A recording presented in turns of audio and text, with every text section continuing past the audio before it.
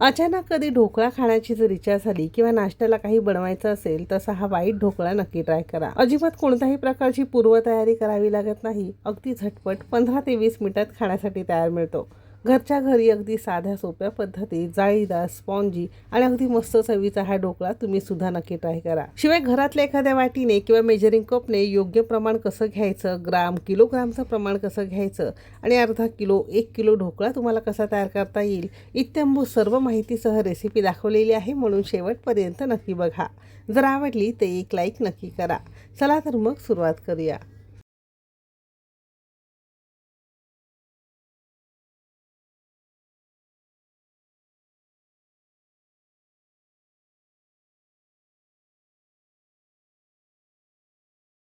तर आजचा हा झटपट इन्स्टंट व्हाईट ढोकळा बनवण्यासाठी सगळ्यात पहिल्यांदा घरामध्ये मेजरिंग कप असेल किंवा नसेल तर घरातल्या एखाद्या कोणत्याही वाटीच्या प्रमाणाने एक वाटी आणि वजनी म्हणाल तर साधारणतः एक 200 ग्राम प्रमाणात मीडियम साईजचा रवा घेतलेला आहे.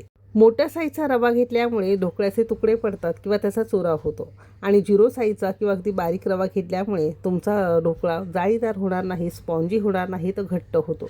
म्हणून शक्यतो आपल्याला मीडियम साईज किंवा 1 नंबर साईजचा रवा घ्यायचा आहे. आता घरामध्ये जर तुमच्या मोठ्या साईजचा रवा असेल तर मिक्सरला थोडासा फिरवून थोडासा बारीक करून घ्यायचा आणि हा 1 कप किंवा 200 ग्रॅम प्रमाणात रवा आपण एका वाटीमध्ये काढून घेतलेला आहे. आता याच प्रमाणात तुमच्याकडे जर मेजरिंग कप नसेल ना तर घरातली एखादी मोठ्या आकाराची वाटी तुम्ही घेऊ शकता.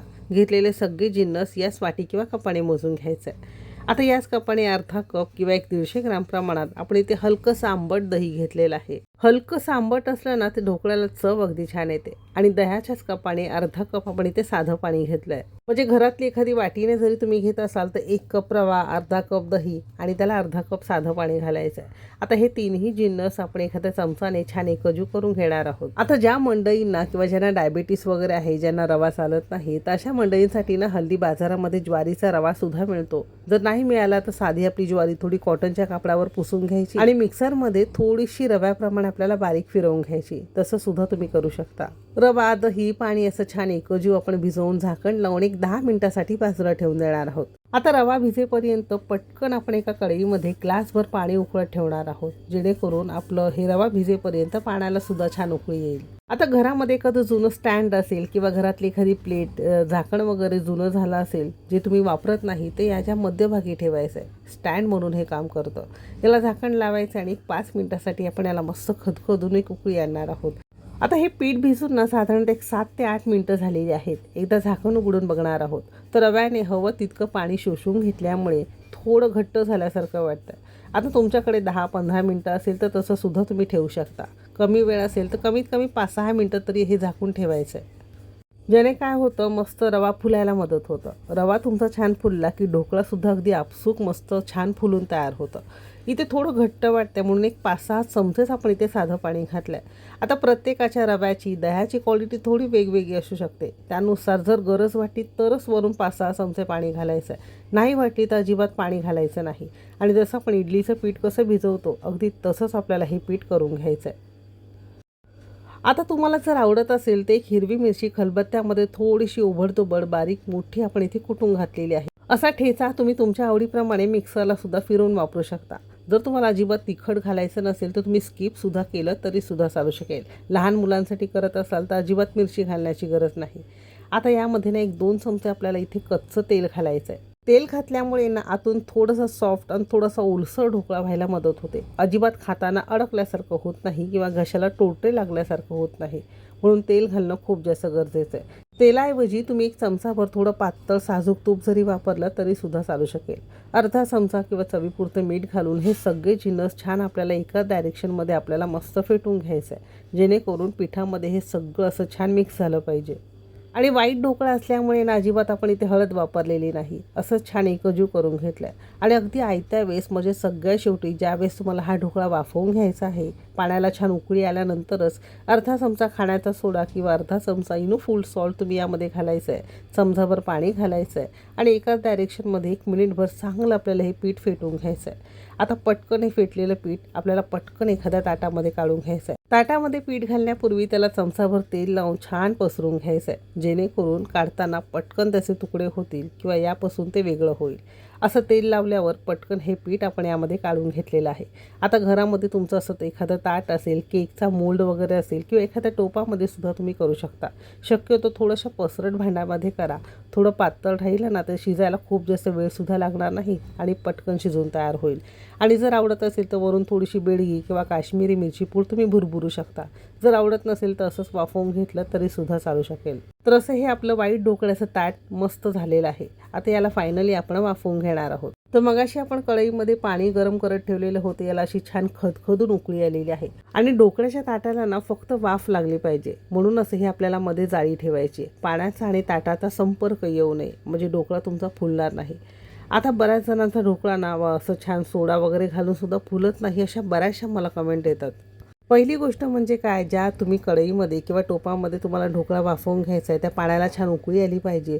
सोडा घातल्या घातल्या पटकन ढोकळा वाफवला गेला पाहिजे, म्हणजे ढोकळा तुमचा 100% छान फुलणारच. आता मोठ्या आचेवर 10 मिनटं आणि मध्यम आचेवर 5 मिनटं असे हे 15 मिनटं आपण मस्त वाफवून घेतलं आहे. आणि एकदा ताट काढून बघितलेलं आहे तर तुम्ही इथे बघू शकता रंग हलकासा बदललेला आहे. सुरी जर मध्ये घालून बघितली की अजिबात याला चिकटल्यासारखं किंवा ओलसर पीठ दिसत नाही, म्हणजे हे तुमचा ढोकळा परफेक्ट शिजलेला आहे असं समजावं.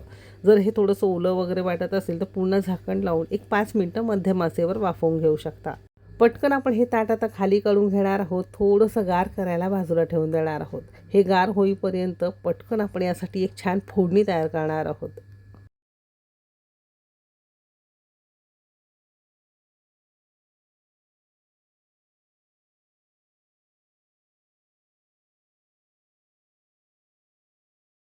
आता ढोकळ्याच्या या फोडणीसाठी फोडणी पात्र घेऊ शकता, छोटी कढई घेऊ शकता. त्यामध्ये चमचाभर तेल छान कडकडीत आपल्याला गरम करून घ्यायचं आहे. छान तेल कडकडीत गरम झालं की इथे आपण अर्धा चमचा मोहरी घालणार आहोत. आणि मोहरी चांगली फुलल्याशिवाय बाकी जिन्नस घालायची नाही, नाहीतर खाताना थोडीशी कचकच लागते. तर अशी ही मोहरी फुलली की एक हिरवी मिरची आपण तुकड्यांमध्ये घेतलेली आहे. तुम्ही सुकी लाल मिरचीसुद्धा वापरू शकता. अगदी 2 चमचे हिंग घेतलेला आहे. 5-6 कढीपत्त्याची पानं घेतलेली आहे. आता यामध्येच 8 ते 10 चमचे आपण फक्त पाणी घालणार आहोत, किंवा पाव कपला थोडंसं कमी पाणी. आणि चमचाभर आपण यामध्ये साखर घेणार आहोत. हवं असेल तर थोडंसं चिमूटभर तुम्ही मीठसुद्धा तुम्ही वापरू शकता. आणि दही जर आंबट कमी असेल थोडासा लिंबाचा रस सगळ्यात शेवटी तुम्ही पिळून घेऊ शकता, जेव्हा तुम्ही गॅस बंद करता ना त्यावेळेस. साखर घातल्यावर संपूर्ण यामध्ये विरघळलेली आहे. हलकीशी उकळी आली की गॅस आपल्याला बंद करायचा आहे आणि फोडणी हलकीशी आपल्याला कोमट करून घ्यायची. गरम गरम फोडणी कधीच ढोकळ्यावर घालायची नाही, त्याने ढोकळ्याचे तुकडे होतात. इथे साधारणतः 2 मिनटं झालेली आहे. हलकासा कोमट झाल्यावर याच्या कडा थोड्याशा आपण मोकळ्या करून घेतलेल्या आहे. आणि जसं तुम्हाला आवडेल तसं तुम्ही असे कापं करू शकता. अगदी अख्खीच्या अख्खी तुम्ही ही लेअर उचलली ना तरीसुद्धा तुम्हाला ही उचलता येईल आणि अगदी सहज तुम्हाला याचे तुकडे करून खाता येईल. आता बऱ्याच जणांना ना याला फोडणी वगैरे अजिबात देऊन खायला आवडत नाही, असाच ढोकळा आवडतो, तर तसं सुद्धा तुम्ही खाऊ शकता. असे तुकडे करून यावर फोडणी घालून खाल्ली की थोडासा जाळीदार आणि स्पॉन्जी, चवीला थोडासा आंबट गोड चटपटीत मस्त लागतो. तुम्हाला जसं आवडेल तुम्ही तुमच्या कॉम्बिनेशनने हा तयार करू शकता. आणि ढोकळा कापतानाच तुम्ही इथे बघू शकता मस्त मऊ मऊ गादीप्रमाणे हा छान कट होतोय. अगदी मस्त होणार आहे. आता आवडीप्रमाणे जसे लहान मोठे तुम्हाला तुकडे करायचे असतील तसे तुम्ही तुकडे करू शकता. आपण अगदी चौकोनी छोटे छोटे तुकडे करून घेतलेत. म्हणजे यामध्ये ना हलकीशी कोमट फोडणी घातली ना की पटकन खायला तयार मिळेल. खूप जास्त वेळ त्याला ठेवावा लागणार नाही. आता फोडणी तुम्हाला हवं असेल तर गाळून सुद्धा तुम्ही यामध्ये घालू शकता, कारण सगळे फ्लेवर तसं बघायला गेलं तर फोडणीमध्ये आलेले आहेत. हवं असेल तर फक्त पाणी पाणी यातलं सार तुम्ही यामध्ये घालू शकता. किंवा असं हे सगळं ओतल्यानंतर एक्स्ट्रा जे तुम्हाला कढीपत्ता हिरवी मिरची सगळं काढून टाकायचं असेल तसं वेगळं तुम्ही काढून टाकलं तरीसुद्धा चालू शकेल. म्हणजे अगदी साधा सिंपल मस्त चवीचा हा ढोकळा तुम्हाला खाण्यासाठी तयार मिळतो.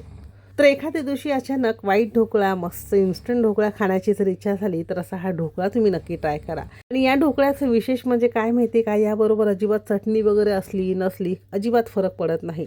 असाच खायला सुद्धा अगदी मस्त लागतो. तर कशी वाटली आजची रेसिपी कमेंट करून नक्की सांगा. जर आवडली असेल तर एक लाईक नक्की करा. चॅनेलवर नवीन असाल सबस्क्राईब करा. बाजूची बेल घंटा नक्की क्लिक करा. आपल्या रेसिपीज तुम्ही कोणत्या शहरातून बघताय ते सुद्धा नक्की सांगा. आपल्या कुकिंग तिकीट मराठीवर डंकावर कुठलेले ऑर्गॅनिक मसाले ऑर्डर करण्यासाठी नंबर दिलेला आहे, तुम्ही मेसेज करू शकता. आणि अगदी घर बसल्या फ्री डिलेवरी आपल्याकडून हे सगळे मसाले ऑर्डर करू शकता. वेबसाईटवरून सुद्धा मसाले तुम्ही घेऊ शकता. इथपर्यंत रेसिपी बघितल्याबद्दल सगळ्यांचे मनापासून आभार. चला तर मग भेटू एक मस्त आणि जबरदस्त रेसिपीसोबत. तोपर्यंत मस्त खा आणि स्वस्त राहा.